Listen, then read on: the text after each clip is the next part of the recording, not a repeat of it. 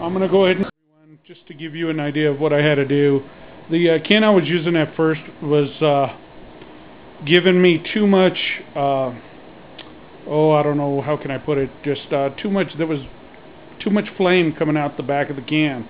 So what I did, well, I kept heat on the knife blank itself, still warming it up.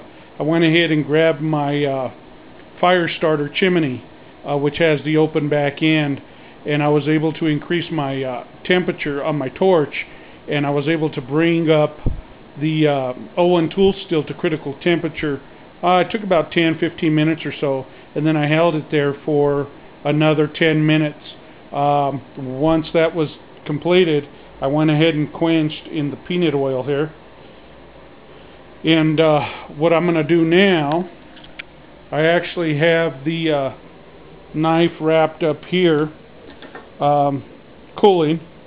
It's pretty cool now. It's cool to the touch. I just have it covered up a little bit. Like I said, it's a little cold out today, so I didn't want to get the temperature, have it shocked or anything like that. The blade is still warm.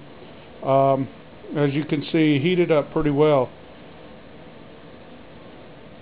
So what I'm going to do now is I'm going to fire up the oven, 475, and I'm going to temper my blade.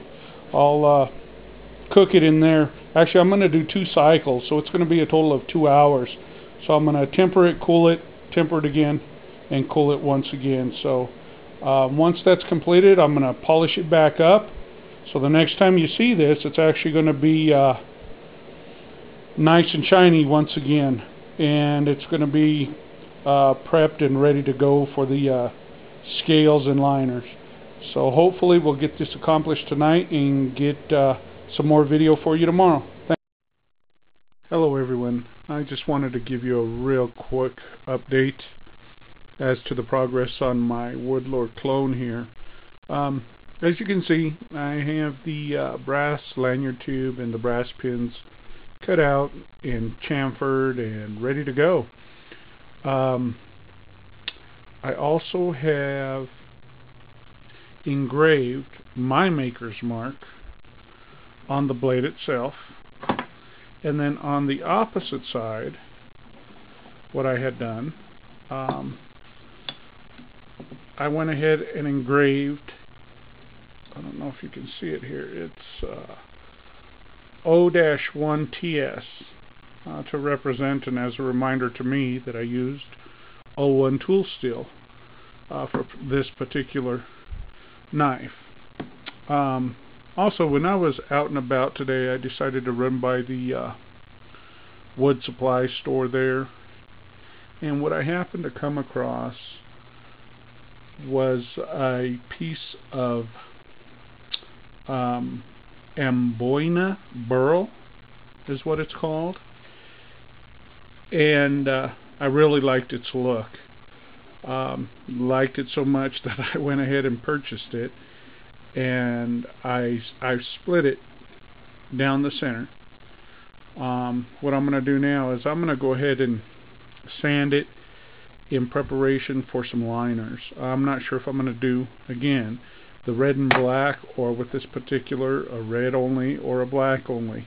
You know, we're just going to have to wait and see, and I'll cut out some liner material, butt it up against the scales themselves, and sandwich the knife between, and see what we come up with, see what my final decision is going to be.